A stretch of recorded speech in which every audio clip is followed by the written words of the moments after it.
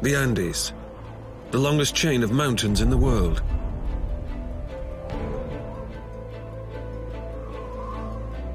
They run the entire length of South America. Smoking volcanoes punctuate the skyline.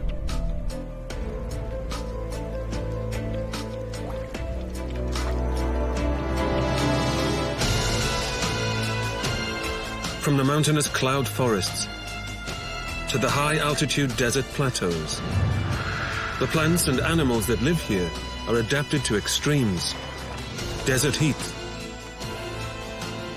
thin mountain air, and sub-zero nights. All make each day the toughest fight for survival on the planet.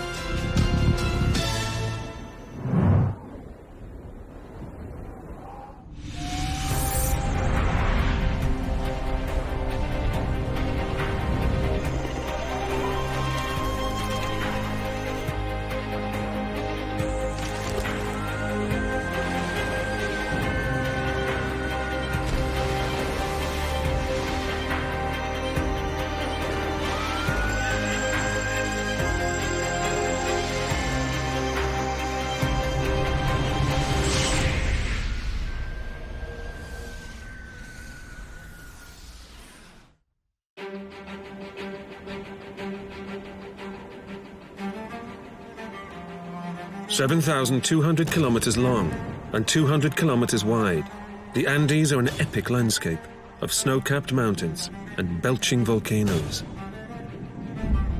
They stretch from the northern coasts of Venezuela to the tip of Tierra del Fuego in Chile. Some of the highest peaks in the world are found here.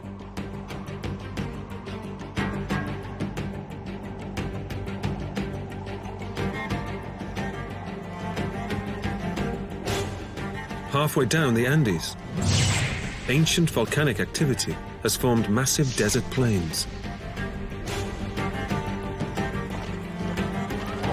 These high-altitude plateaus rise over 16,000 feet above sea level. The days are baking hot, and the nights bitterly cold. The highest lake on the planet is found here, Lake Titicaca, home to one of the strangest and rarest animals in the world. The slopes of the Andes are clad in dense green cloud forests. The most biodiverse habitat on Earth. These jungles also hide the deserted cities of ancient people, long since reclaimed by nature. What other secrets lie hidden in this world in the clouds?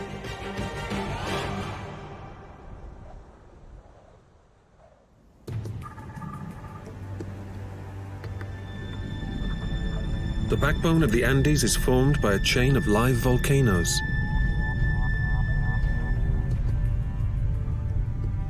They're so high that even in tropical Peru and Bolivia, their rims are covered with ice and snow.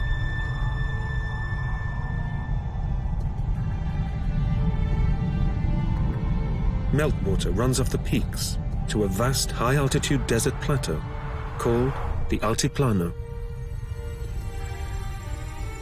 170 kilometers across and 500 kilometers long, the altiplano is 4 times the size of Wales.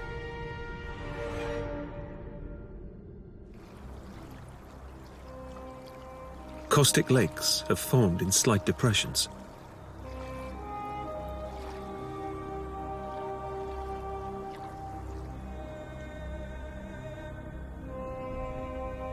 Volcanic geysers keep the lakes free of ice. Above 4,000 meters, the temperature often falls to -20 at night. One of the largest toxic lakes on the altiplano is Laguna Colorada. Colorful plankton and algae thrive in its mineral-rich water. In the spring, flamingos are attracted to these lakes to feed. 3 of the world's 6 species gather here. The James's flamingo, with pink legs and bright carmine streaks, lives here year-round.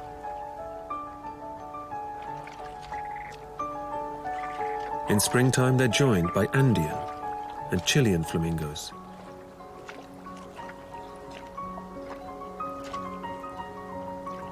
These species migrate here from Bolivia and Chile, under cover of darkness, making the 600-kilometer journey in just one night. All flamingos are filter feeders. They sieve shrimps and algae from the salty water. Each species has a different-sized filter in its bill. And each gathers its food from different depths to avoid competition. The water is too salty for the flamingos to drink. And it's so caustic that it burns the birds' feathers. So they must fly to nearby freshwater streams to quench their thirst and wash their plumage. This is especially important in the mating season, when competition is fierce to attract a female. The male's courtship rituals include highly synchronized dancing, preening, neck stretching and honking.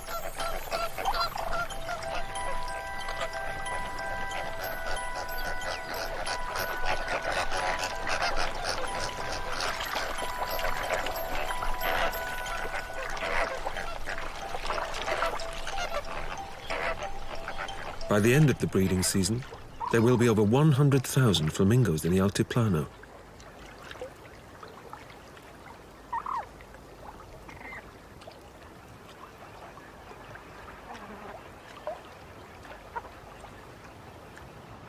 With such abundance, in such a barren environment, it's no surprise that they attract unwanted attention.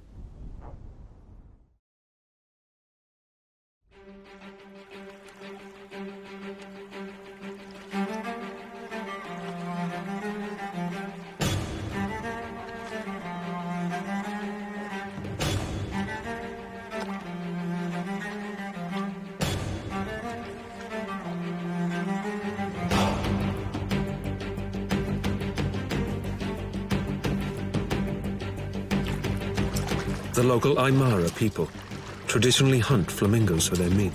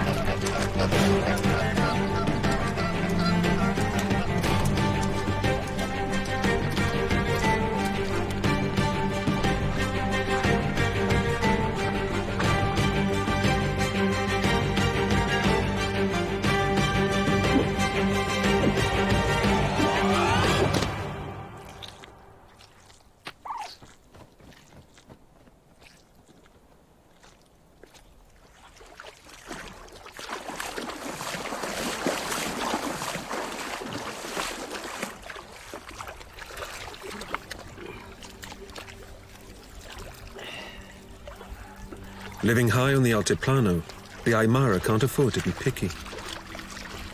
This flamingo will make an excellent meal.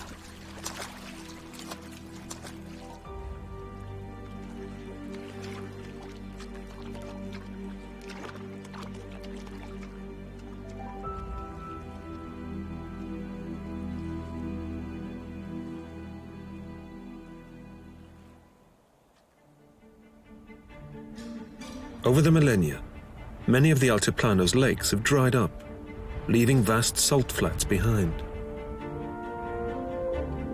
Salar de Uyuni is the world's largest, covering over 10,000 square kilometers. It still floods every year.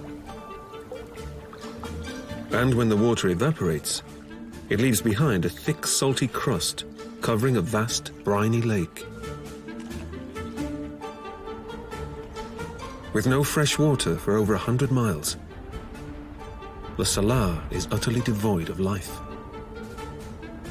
At this high altitude, the oxygen content in the air is low. The burning sun heats up the thin air so that exposure to UV light is 20 times that at sea level. But salt is so valuable that it draws people in. Harvesting is hard work in these extremes, but the people who live and work on the altiplano are adapted to the thin air. With a large lung capacity and blood capable of carrying unusually high oxygen levels, this local salt digger and his wife are able to work fast in the burning sun.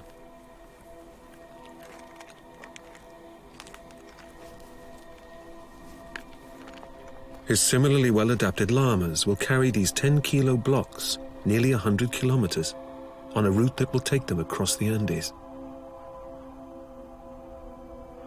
On their journey, they will stop off at local villages and exchange this valuable commodity for food. In a land too bleak for agriculture, the salt harvest is key to human existence.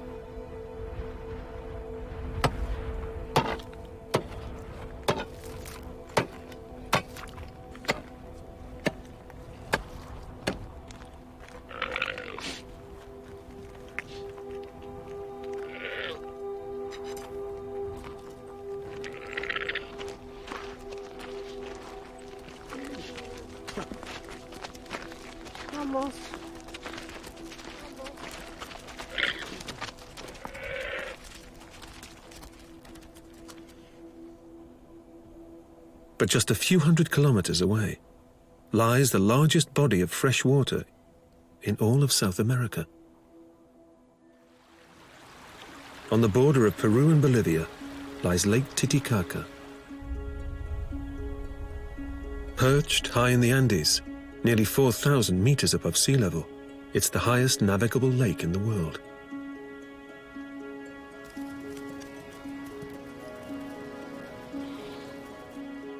And with a surface area of 8,000 square kilometers, Titicaca is South America's largest freshwater lake.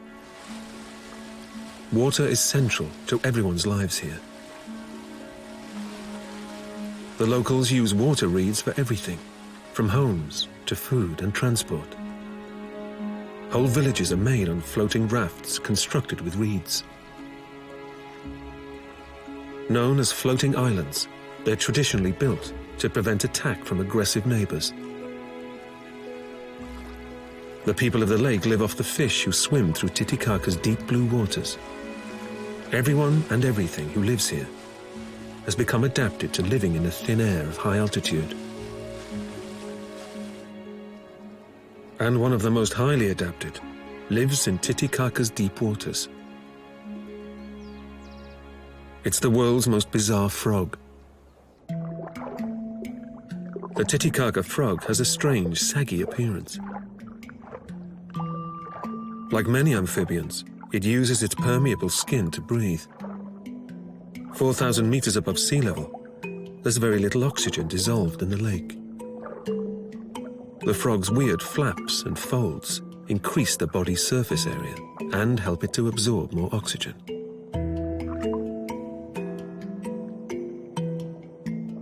And to increase the flow of water past its peaks and frills, it does press-ups.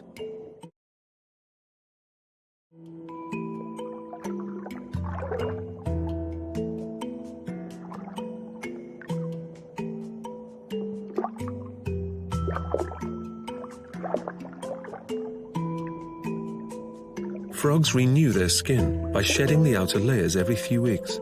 The Titicaca frog doesn't let this discarded tissue go to waste. It eats it.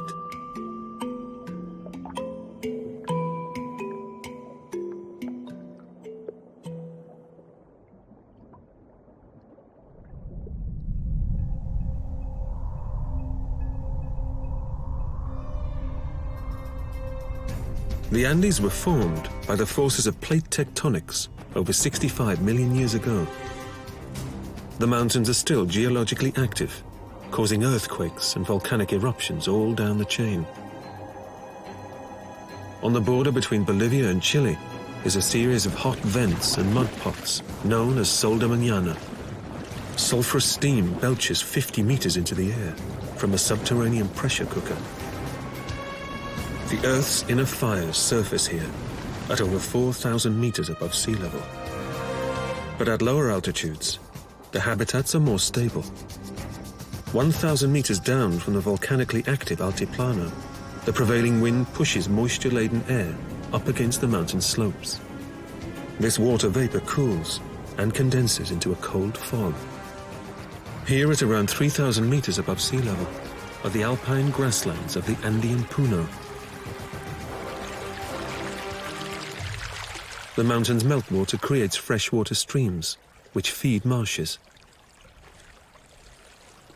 Vizcachas are rabbit-like rodents which graze the boggy grasses. They have thin muscle walls in their lungs to maximize oxygen uptake, an adaptation to living at such high altitude. Andean foxes patrol the Puno.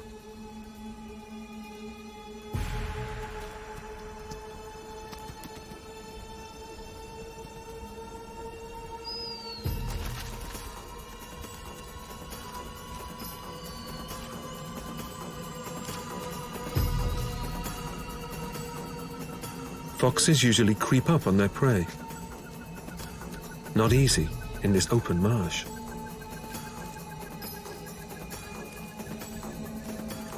Despite their adapted lungs, running exhausts the vizcacha.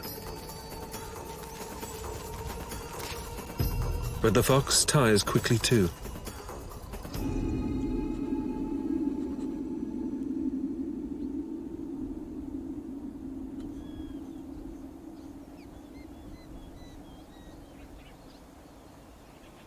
Few trees can grow in the peaty soil of the Andean Puno.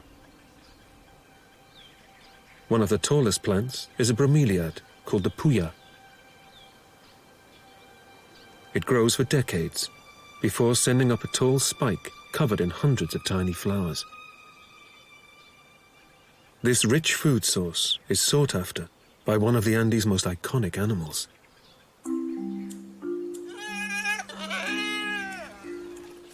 Every summer, Andean bears venture up from the forests below to these soggy grasslands.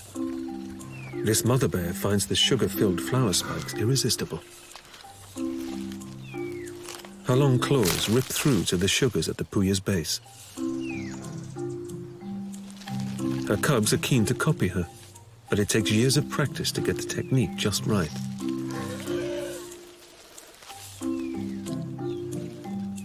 Flat molars allow the mother to chew through fibers too tough for most animals. Puya bromeliads grow to be 12 meters tall.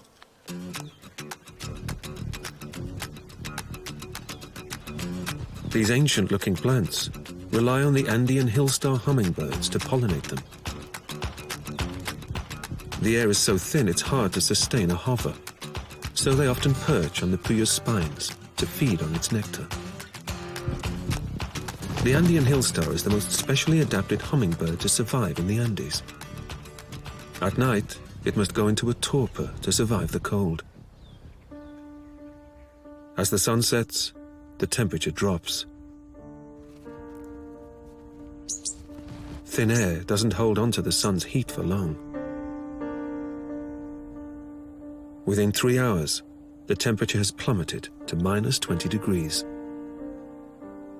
So these hummingbirds lower their heart rate and drop their body temperature by up to 20 degrees to conserve energy.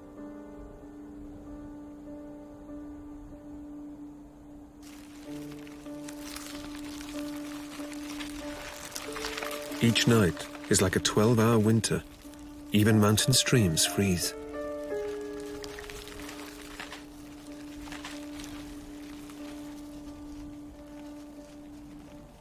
And for the hill-star, it's a nightly battle for survival.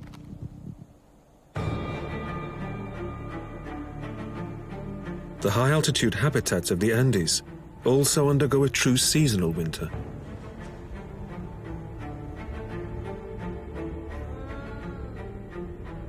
Many animals descend to lower slopes to survive, but some will sit it out.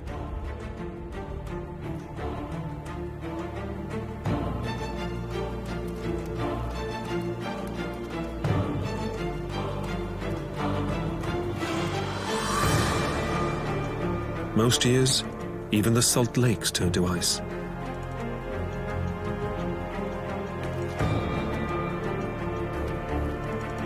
Any birds left behind risk being frozen in.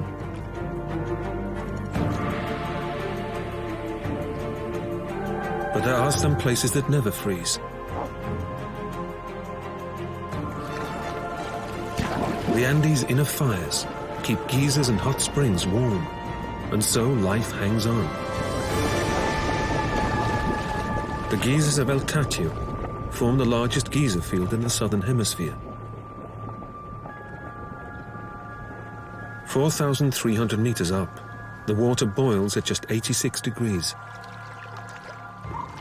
Flamingos huddle around the geysers to keep warm.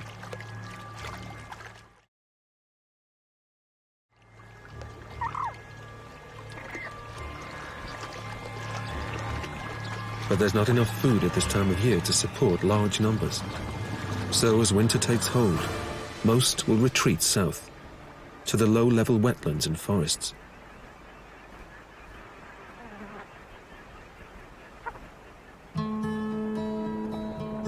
Below 3,000 meters in the Andes, crowns of stunted trees poke up into the mist.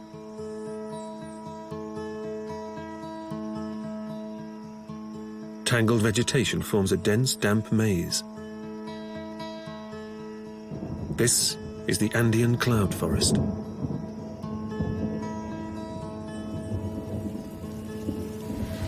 The perpetual fog allows plants to take their moisture directly from the air.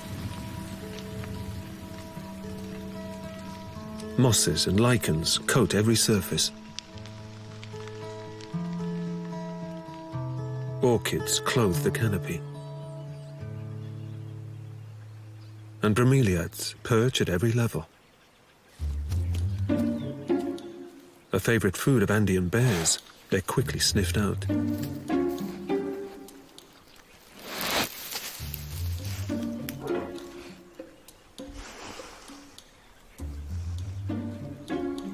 The bears go straight for the base, where fats, protein, and carbohydrates are stored.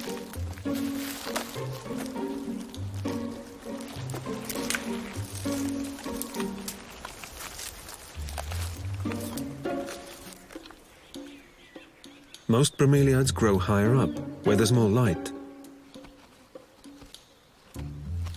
So the Andean bear spends much of its time in the treetops. Cubs follow their mother, learning where to look for food and how to get it. Loose vegetation makes clambering around dangerous.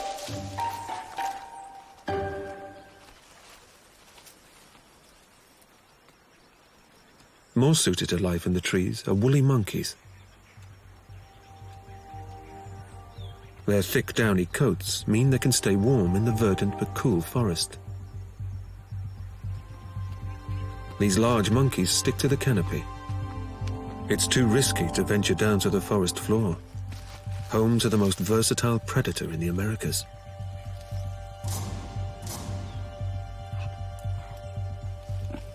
The Andean Puma. Hunting in the forest shadows, these big cats are almost invisible.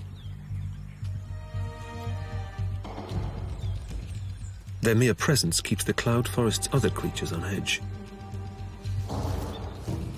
Their favorite forest prey is monkeys.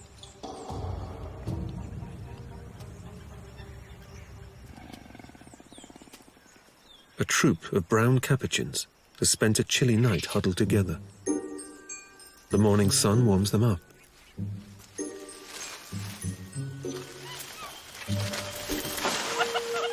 Then the capuchins set out to forage. Tree-burrowing insects are one of their favorite foods. the capuchins pick them out from their holes.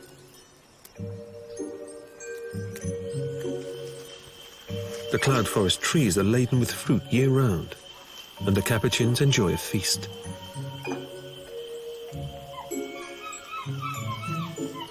Fueled on a sugary breakfast, the youngsters are soon fully charged and spend the morning playing in the trees.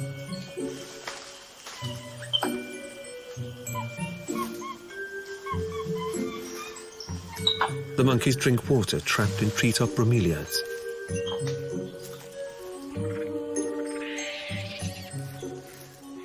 They're safe in the canopy, far from the dangers of the forest floor.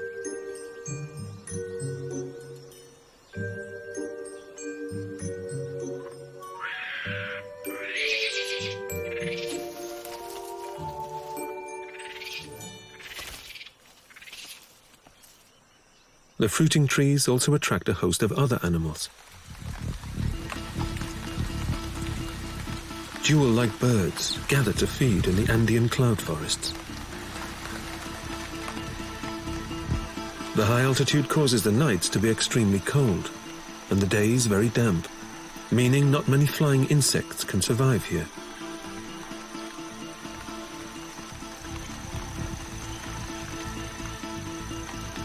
So most plants are pollinated by hummingbirds. They hover in position by beating their wings up to 100 times a second. Their heartbeat can reach 1,000 beats a minute. To power their incredible metabolism, they must consume more than their own weight in nectar every day. They must feed from hundreds of flowers to gain enough energy to survive the night.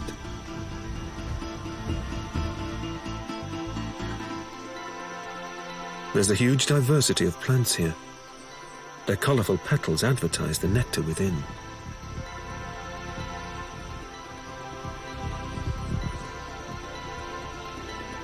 To avoid competition, each type of hummingbird is adapted to feed on different species of flowers. And each has a perfectly designed bill to match its shape. There are more hummingbirds in the Andean cloud forests than anywhere else on Earth. The forest's abundance of fruit means many birds can quickly collect lots of calories.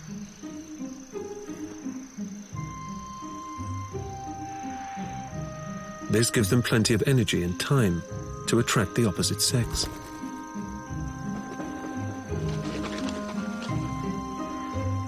The Andean cock of the rock stands out like an orange beacon. Brightly colored males gather in display grounds called leks.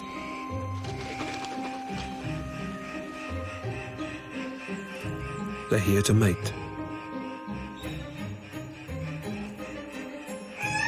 Dressed to impress, they show off their flamboyant plumage.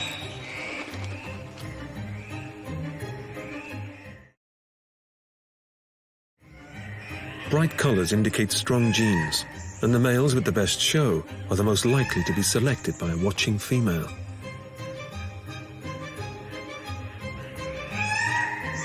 But despite the efforts involved, many males never mate. As the forested slopes drop below 1,500 meters, the cloud forest changes into the tropical rainforest of the Amazon basin.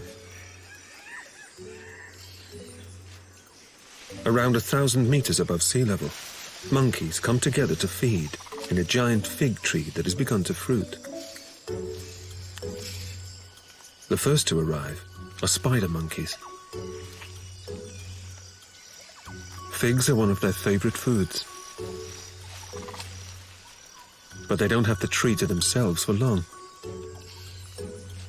Emperor tamarins arrive to join the feast. They're quickly scared off by a group of squirrel monkeys, working the tree as a team.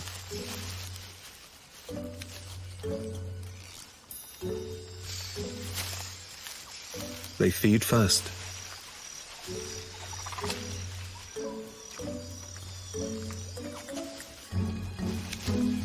Bigger and more aggressive capuchin monkeys then arrive, wanting the figs for themselves.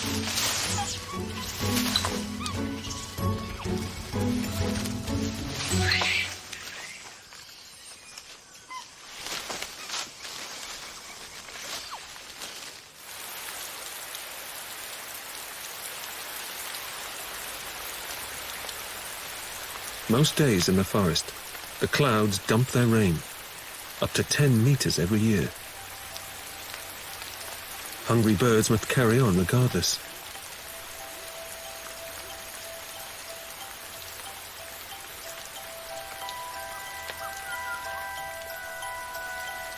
The birds form part of a complex ecosystem, making this the most biodiverse region on the planet.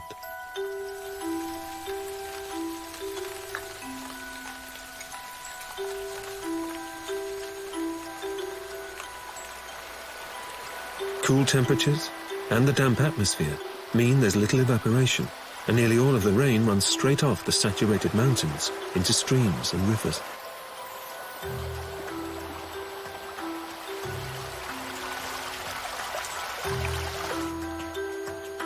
The extreme wetness of this environment has resulted in 15% of the planet's plant species being found here.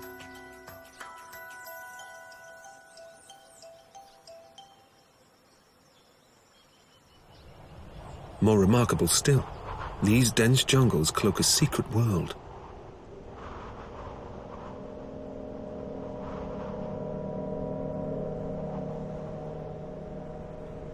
Despite steep slopes, frequent earthquakes, and centuries of heavy rain, the remains of ancient cities survive here. The climate fuels rapid plant growth, and most of the ancient remains have long been reclaimed by nature. But we can still make out the shapes of a mysterious civilization.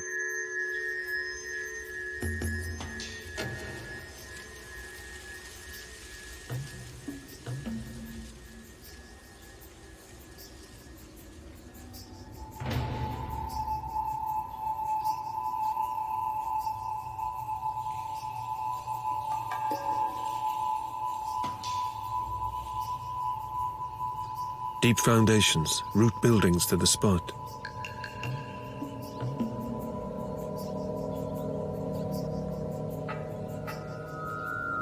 And carefully carved, mortar-bound stones mean that many walls remain in place. Everywhere, plants probe and push, doing their best to take over. The power of nature has quickly overwhelmed the remnants of human civilization. For centuries, these densely forested slopes hid more than just a small forest settlement. In 1911, the American explorer Hiram Bingham made an extraordinary discovery in these Andean forests. He was led to an ancient hilltop. Amongst the trees lay a deserted ancient city.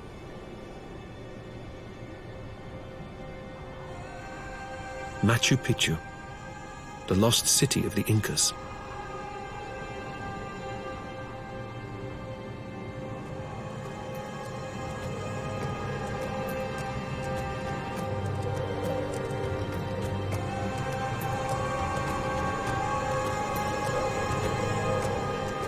The Incas started building the citadel in the 1400s,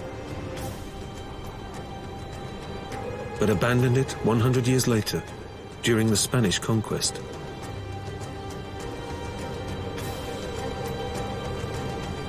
The Spanish never discovered the site, and so it was left intact for 500 years before being rediscovered by Bingham.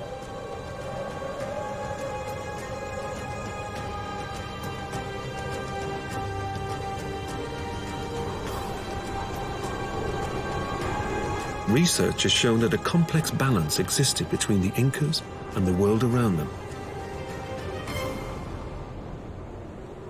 Animals were important to their myths and culture. The condor symbolized the upper world or spiritual plane.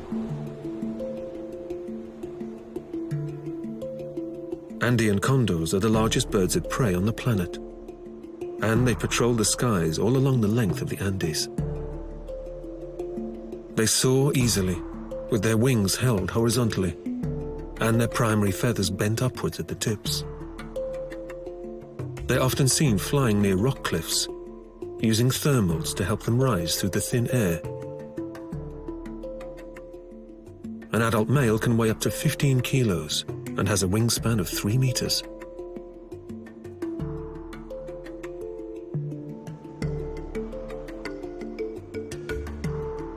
If it finds the right updraft, it can ascend to over 7,000 meters. It can spot a meal several kilometers away.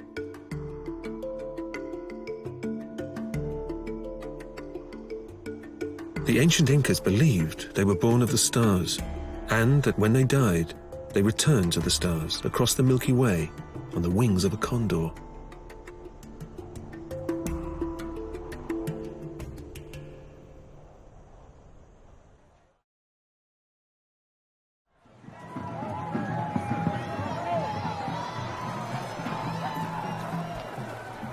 Today, the Andean people celebrate the condor each year during the Festival of Blood.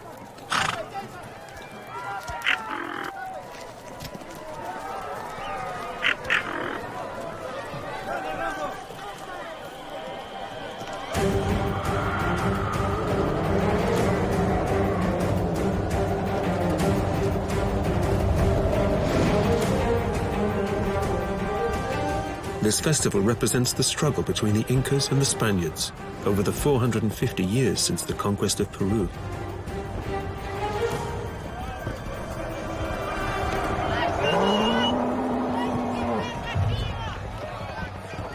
A condor, spirit of the Andes, is captured and brought down into the village. It's tied to a bull.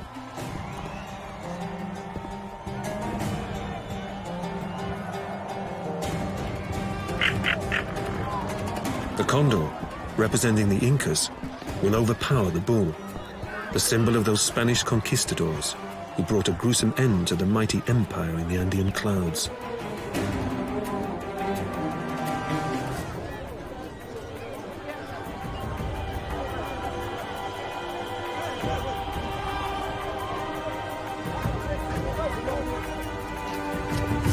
The bird is then released.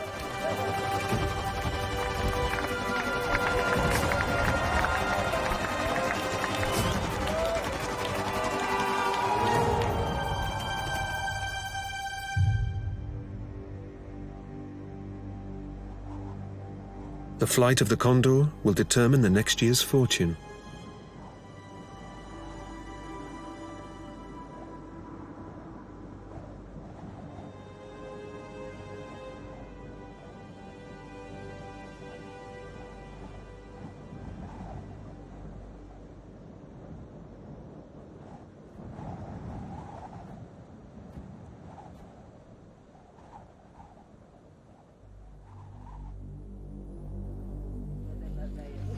The several million Quechua people who live in the Andes today are descended from the ancient Incas. Their ability to survive altitude is mostly down to their reliance on livestock. Llamas are members of the camel family and are one of the oldest domesticated animals. Their thick coats of wool and honed survival instincts enable them to thrive here. And to the Quechua, they provide food, clothing, and transport. The people here have a strong connection to their old beliefs about Pachamama, Mother Earth, and they perform many rituals to honor her. The most celebrated of all involves the sacrifice of a live llama.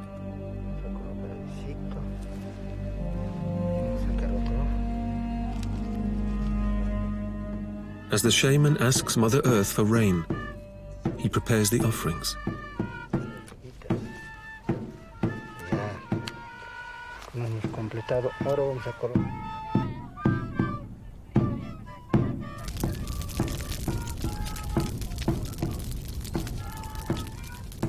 A llama is then brought for sacrifice.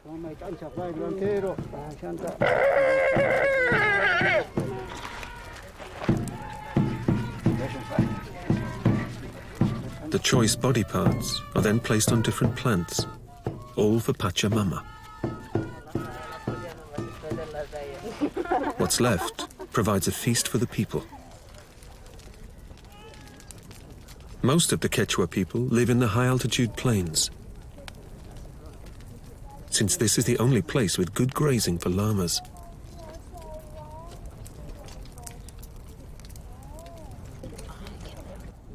Llamas are descended from wild ancestors called guanacos. These camel-like animals graze the slopes the length of the Andes and thrive at all altitudes. They range from the altiplano all the way down to the coast. Herds of guanacos graze under the watchful eye of the territorial male. He has 10 females in his harem, most accompanied by young.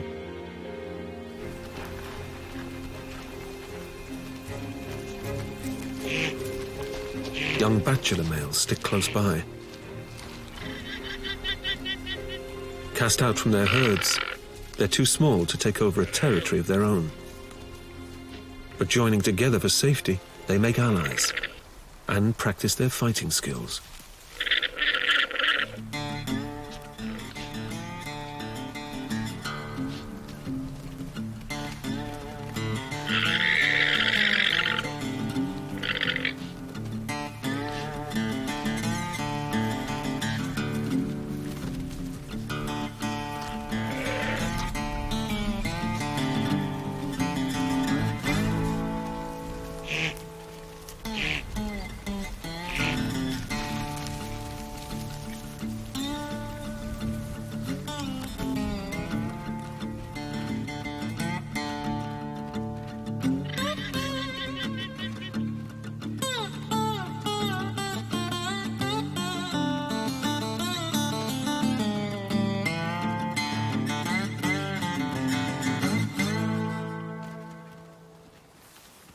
Guanacos find safety in numbers.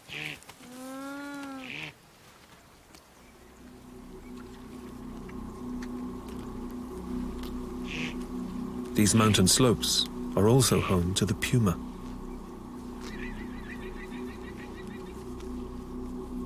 In this part of the Andes, guanacos make up over half their diet. And with so much potential prey grazing on the slopes, pumas are more common here than anywhere else in their range. This female has successfully managed to raise 4 cubs, almost to adulthood.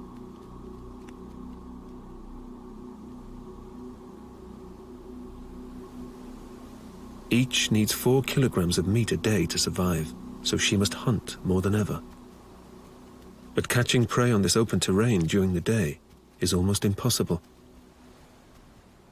So she must wait for the cover of darkness.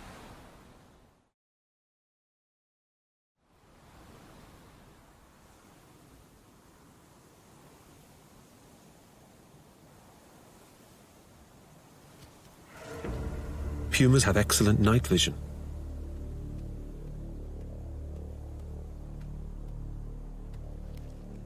They're built to sprint, not for endurance.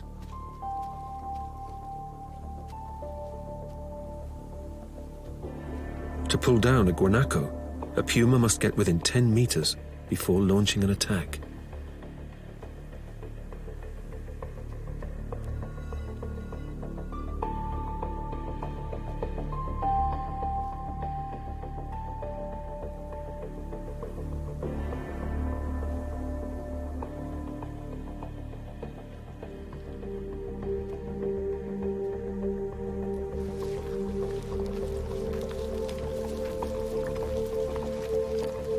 With eyes on the side of its head, the guanaco has almost 360-degree vision.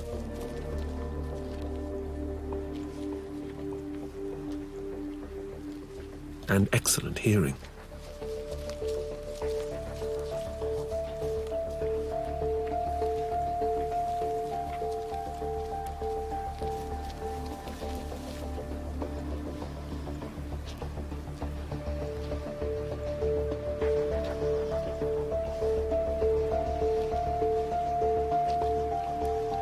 The moment the puma is spotted, it's over. The guanaco herd closes ranks and makes a run for it. But the following morning, the puma mother picks up another scent. The carcass is most likely a casualty of exposure on these high slopes. Her cubs join her to feed on the free meal. Pumas can't chew, but slice their meal to pieces using sharp, modified molars. In the chilly mountain air, this carcass will last the family up to 5 days.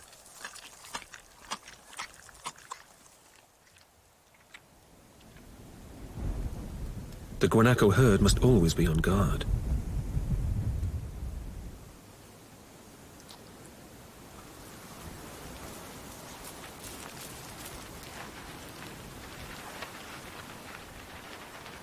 This female is ready to give birth.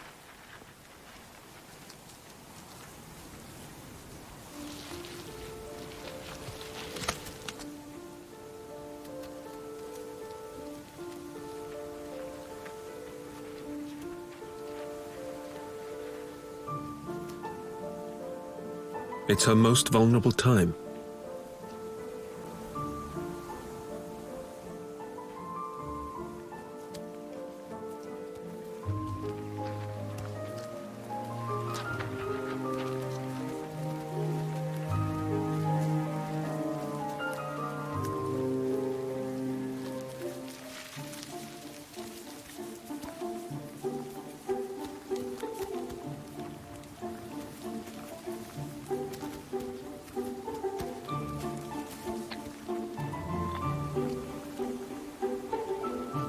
A newborn guanaco must be up and running before dusk.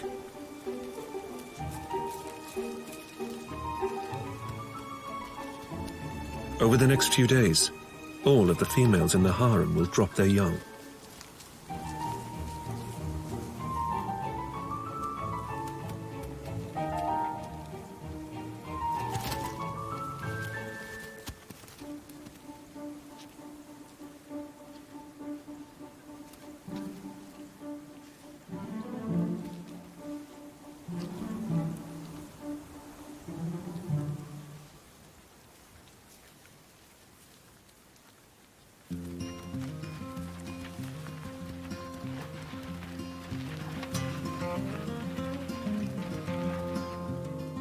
An Andean fox is the first to respond.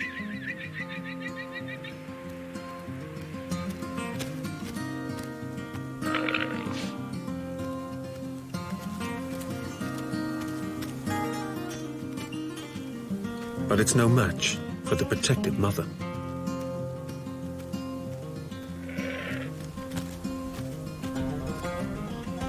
It soon finds an easier option, an abandoned carcass. More scavengers home in, including 2 of last year's cubs.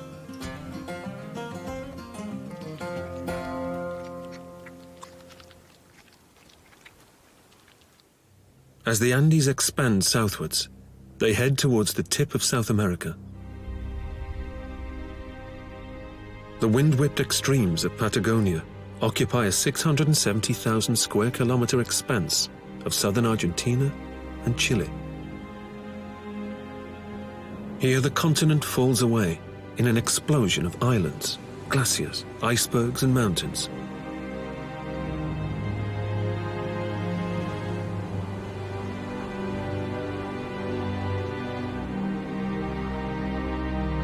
As winter grips the mountains to the north, the altiplano's flamingos begin to arrive in Patagonia's foothills. But they will only take shelter here temporarily. Soon even these low-altitude lakes will freeze, and the flamingos will be forced onwards, towards the coast.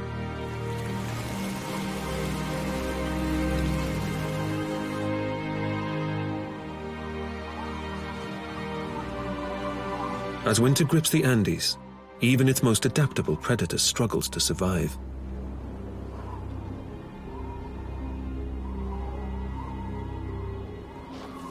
A Puma family has grown long coats, which provide insulation from the freezing weather.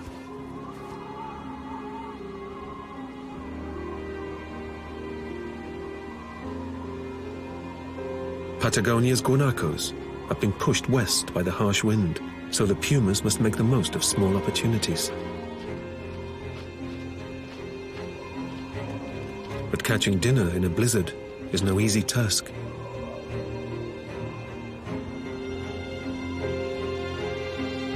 From now until the spring melt, survival will be a daily battle for all.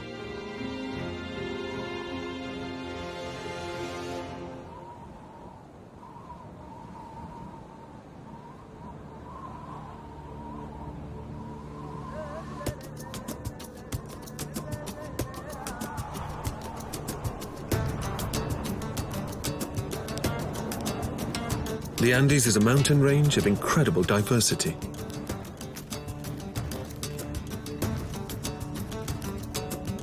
It forms South America's backbone and contains some of the most hostile habitats on Earth.